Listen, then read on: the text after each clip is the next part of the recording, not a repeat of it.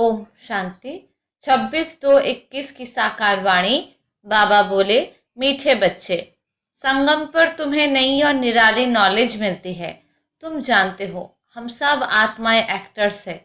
एक का पाठ ना मिले दूसरे से। प्रश्न, माया पर जीत पाने के लिए तुम रूहानी योद्धाओं को, क्षत्रियों को कौन सी युक्ति मिली हुई है? उत्तर, हे रूहानी क्षत्रिय, तुम सदा श्रीमत पर चलते रहो। आत्म अभिमानी बन बाप को याद करो। रोज सवेरे सवेरे उठ याद में रहने का अभ्यास डालो तो माया पर विजय प्राप्त कर लेंगे। उल्टे सुल्टे संकल्पों से बच जाएंगे। याद की मीठी युक्ति माया जीत बना देगी। गीत, जिसका साथी है भगवान। ओम शांति। ये मनुष्य के बनाए हुए गीत हैं। इनका अर्थ कोई कुछ भी नहीं जानते। गीत भजन आदि गाते हैं, महिमा करते हैं भक्त लोग, परंतु जानते कुछ नहीं। महिमा बहुत करते हैं। तुम बच्चों को कोई महिमा नहीं करनी है। बच्चे बाप की कभी महिमा नहीं करते। बाप जानते हैं ये हमारे बच्चे हैं, बच्चे जानते हैं ये हमारा बाबा है। अभी ये बेहद की बात है, फिर भी सब बेहद के बाप को याद करते हैं। अब तक भी याद करते रहते हैं। भगवान को कहते हैं हे बाबा। इनका नाम शिव बाबा है। जैसे हम आत्माएं हैं वैसे शिव बाबा है। वो है परमात्मा जिसको सुप्रीम कहा जाता है। उनके हम बच्चे हैं। उनको सुप्रीम सोल कहा जाता है। उनका निवास स्थान कहाँ है? परम धाम में। सब सोल्स वहां रहती है। एक्टर्स ही सोल है। तुम जानते हो नाटक में एक्टर्स नंबरवार होते हैं। हर एक के पार्ट अनुसार इतनी तनख्वाह पगार मिलती है।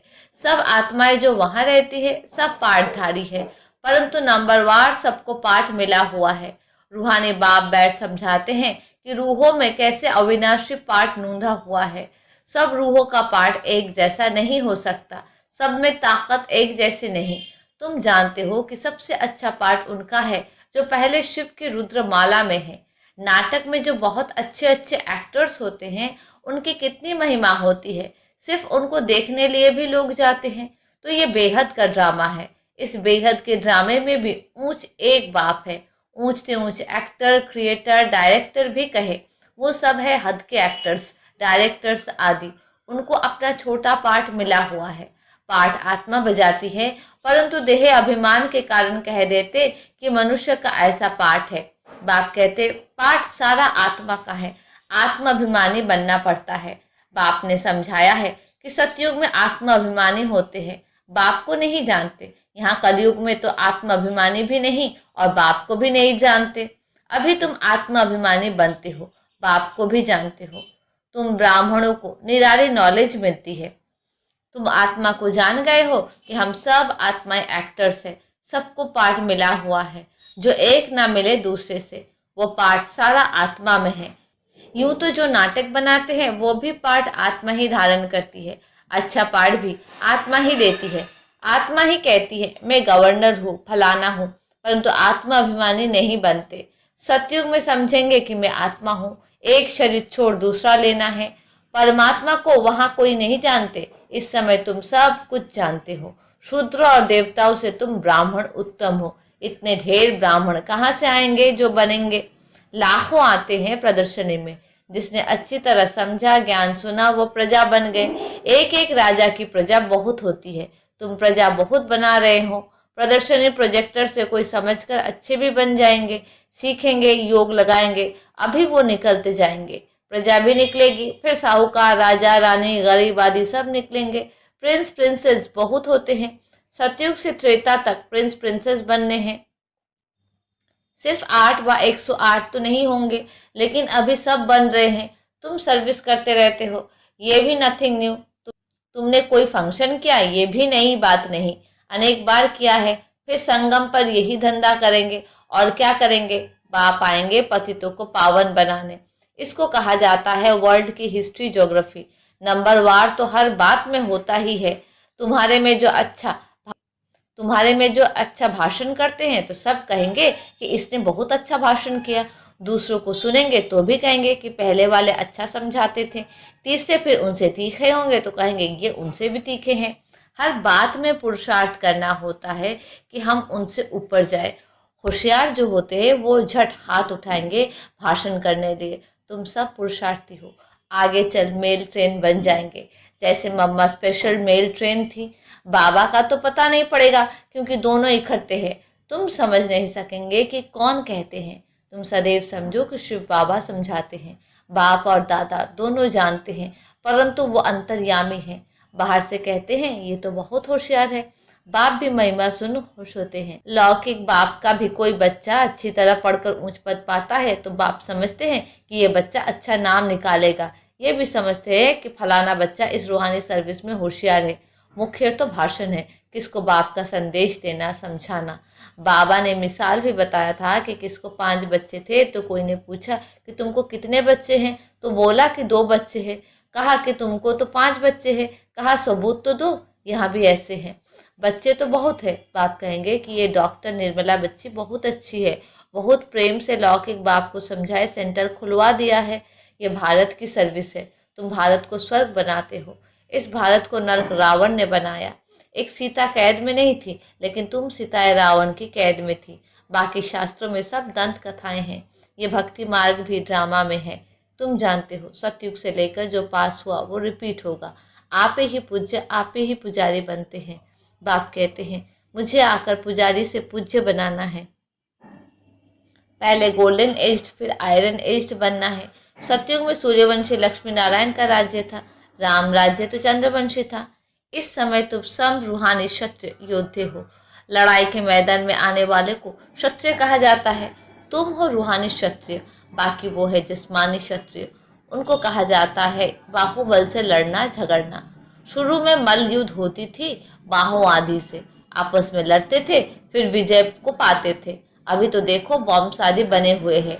तुम भी क्षत्रिय हो, वो भी क्षत्रिय है। तुम माया पर जीत पाते हो, श्रीमत पर चल।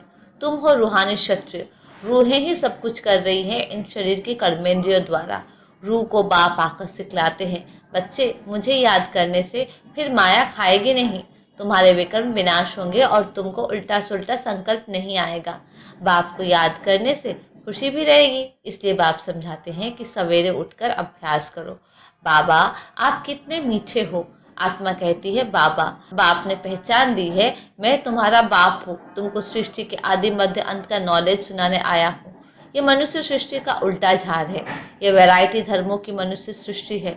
इसको कहा जाता है विराट लीला। बाप ने समझाया है कि इस मनुष्य झार का मैं बीज रूप हूँ। मुझे याद करते हैं। कोई किस झार का है, कोई किस झार का है, फिर नंबरवार निकलते हैं। ये ड्रामा बना हुआ है। कहावत है कि फलाने ने धर्म स्थापक पैगंबर को भेजा, परंतु वहां से भेजते नहीं है। ये ड्रामा अनुसार रिपीट होता है। ये एक ही है जो धर्म और राजधानी स्थापन कर रहे हैं। ये दुनिया में कोई भी नहीं जानते। अभी है संगम, विनाश की ज्वाला प्रज्वलित होनी है। ये है शिव बाबा का ज्ञान यज्ञ। उन्होंने रुद्र नाम रख दिया है प्रजापिता ब्रह्मा द्वारा। तुम ब्राह्मण पैदा हुए हो, तुम ऊंच ठहरे ना।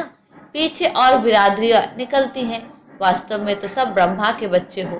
ब्रह्मा को कहा जाता है ग्रेट ग्रेट ग्रैंडफादर। सीजरा है, पहले पहले ब्रह्मा ऊंच, फिर सीजरा निकलता है। कहते हैं भगवान सृष्टि कैसे रचते हैं। रचना तो है, जब वो पतित होते हैं तब उनको बुलाते हैं। वही आखिर दुखी सृष्टि को सुखी बनाते हैं। इसलिए बुलाते हैं बाबा दुख हरता सुख करता आओ। नाम रखा है हरिद्वार। हरिद्वार अर्थात हरि का द्वार। वहां गंगा बहती है। समझते हैं हम गंगा से स्नान करने से हरि के द्वार चले जाएंगे, परंतु हरि का द्वार है कहाँ।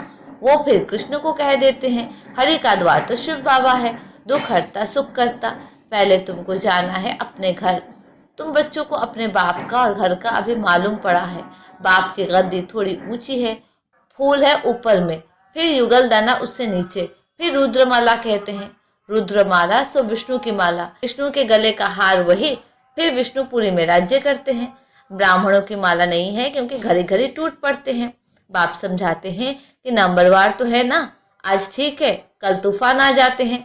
ग्रहचारी आने से ठंडे हो जाते हैं। बाप कहते हैं कि मेरा बनंती आश्चर्यवत सुनंती कथंती ध्यान में जावंती माला में पिरवंती फिर एकदम भागंती चंडाल बनंती। फिर माला कैसे बने, तो बाप समझाते हैं कि ब्राह्मणों की माला नहीं बनती। भक्त माला अलग है, रुद्र माला अलग है। भक्त माला में मुख्य है फीमेल्स में मीरा और मेल्स में नारद। ये है रुद्र माला। संगम पर बाप ही आकर मुक्ति जीवन मुक्ति देते हैं। बच्चे समझते हैं कि हम ही स्वर्ग के मालिक थे, अभी नरक में हैं। बाप कहते हैं कि नरक को लात मारो, स्वर्ग की बादशाही लो जो तुम्हारी रावण ने छीन ली है। ये तो बाप ही आकर बताते हैं। वो इन सब शास्त्रों तीर्थों आदि को जानते हैं। बीज रूप है ना, ज्ञान का सागर, शांति का सागर, ये आत्मा कहती है।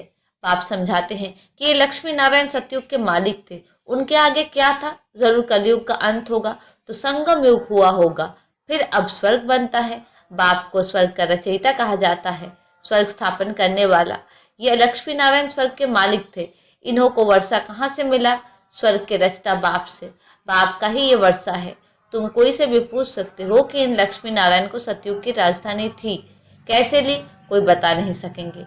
ये दादा भी कहता है कि मैं नहीं जानता था, पूजा करता था परंतु जानता नहीं था। अब बाप ने समझाया है, ये संगम पर राजयोग सीखते हैं।